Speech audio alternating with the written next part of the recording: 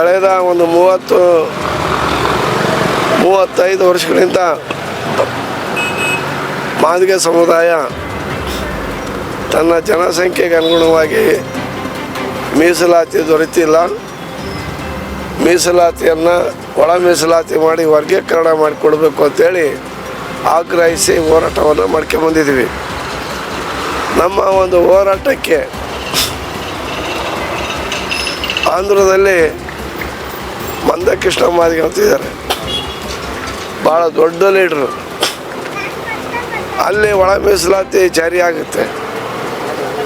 2004ರಲ್ಲಿ ಅದು ರದ್ದಾಗುತ್ತೆ, ಕೋರ್ಟಿಗೆ ಬಿದ್ದುಬಿಡುತ್ತೆ.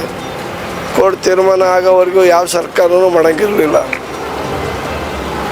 ಕೊನೆಗೆ ಆಗಸ್ಟ್ 1ನೇ ತಾರೀಕು ಮಾದಿಗರಿಗೆ ಸ್ವಾತಂತ್ರ್ಯ ಸಿಕ್ತು. ಆ ಒಂದು ಐತಿಹಾಸಿಕವಾದಂಥ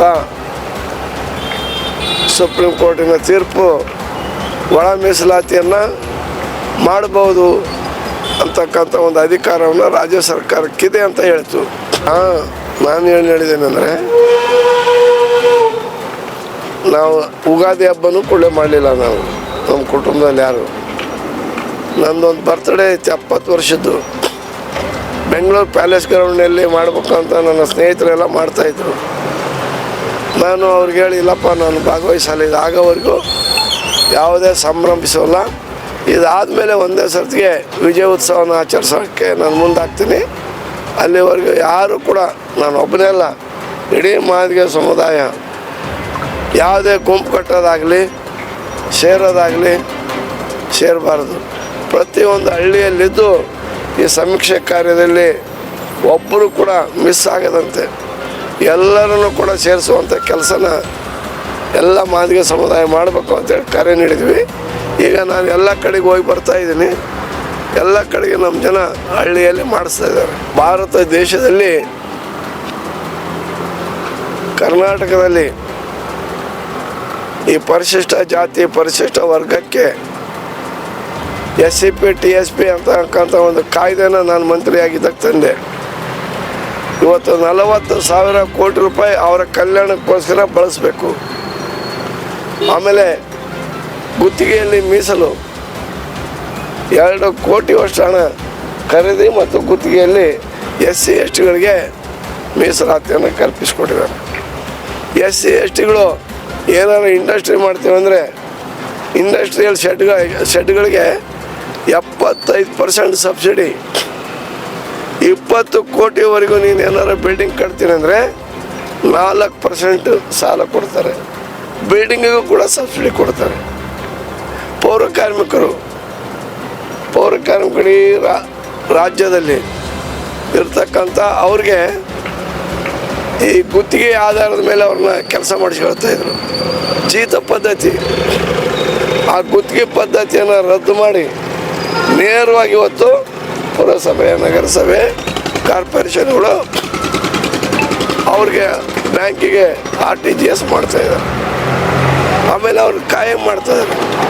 ಈ ರೀತಿಯಾದಂಥ ದಲಿತರ ಪರವಾಗಿರ್ತಕ್ಕಂಥ ಕೆಲಸ ಮಾಡಿದವರು ಈ ರಾಷ್ಟ್ರದಲ್ಲಿ ಯಾರೂ ನಮಗೆ ಸಿಗಲ್ಲ. ಅದು ಸಿದ್ದರಾಮಯ್ಯ ಮಾತ್ರ ಸಿಗ್ತಾರೆ. ಬಾಬಾ ಸಾಹೇಬ್ ಅಂಬೇಡ್ಕರ್ ಅವರ ಆಶಯಗಳನ್ನು, ತತ್ವ ಸಿದ್ಧಾಂತಗಳನ್ನು ಅನುಷ್ಠಾನಕ್ಕೆ ತರೋದ್ರ ಮೂಲಕ ಇವತ್ತೆಲ್ಲ ಶಾಲೆಗಳಲ್ಲಿ ಸಂವಿಧಾನ ಪೀಠಿಕೆಯನ್ನು ಬೆಳಗ್ಗೆ ಓದಬೇಕು ಅಂತಕ್ಕಂಥ ಒಂದು ಆದೇಶ ಮಾಡೋದ್ರ ಮೂಲಕ ನಮ್ಮ ಒಂದು ಒಳ ಮೀಸಲಾತಿಯನ್ನು ಕೂಡ ಜಾರಿಗೆ ತರ್ತಾ ಇರೋದ್ರಿಂದ ದಲಿತರಿಗೆ ವಿಪರೀತ ಯೋಜನೆಗಳನ್ನು ಕೊಟ್ಟಿರತಕ್ಕಂಥ ಸಿದ್ದರಾಮಯ್ಯ ನಮಗೆ ಅಂಬೇಡ್ಕರ್ ಥರ ಕಾಣ್ತಾ ಇದ್ದಾರೆ. ಅದರಿಂದ ಸಿದ್ದರಾಮಯ್ಯ ನಮಗೆ ಅಂಬೇಡ್ಕರ್. ಬೇಡ ಜಂಗಮ್ಮ ಅಂತಕ್ಕಂಥವರು ಕರ್ನಾಟಕದಲ್ಲಿ ಇಲ್ಲ, ನಶಿಸಿ ಹೋಗಿದ್ದಾರೆ.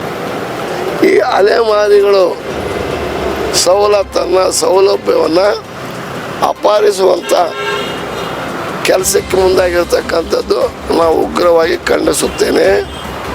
ವೀರಶೈವ ಲಿಂಗಾಯತ ಜಂಗಮರು ಪುರೋಹಿತರವರು ನಮಗೆಲ್ಲ ಗುರುಗಳು. ಈ ಅಸ್ಪೃಶ್ಯರ ತಟ್ಟಿಗೆ ಬಂದು ಕೈ ಹಾಕೋದು ಸರಿಯಲ್ಲ. ನೀವು ಯಾವುದೇ ಆಚರಣೆಗೊಳಗಾಗಿಲ್ಲ, ಅಸ್ಪೃಶ್ಯರ ಆಚರಣೆಗೊಳಗಾಗಿದ್ದೀರಾ, ಆ ಬೇಡ ಜಂಗಮ್ಮನವರು ಇಲ್ಲವೇ ಇಲ್ಲ, ಒಬ್ಬನೂ ಕೂಡ ಸರ್ಟಿಫಿಕೇಟ್ ತಗೊಂಡಿಲ್ಲ ರಾಜ್ಯದಲ್ಲಿ. ಎಲ್ಲ ಡೂಪ್ಲಿಕೇಟು.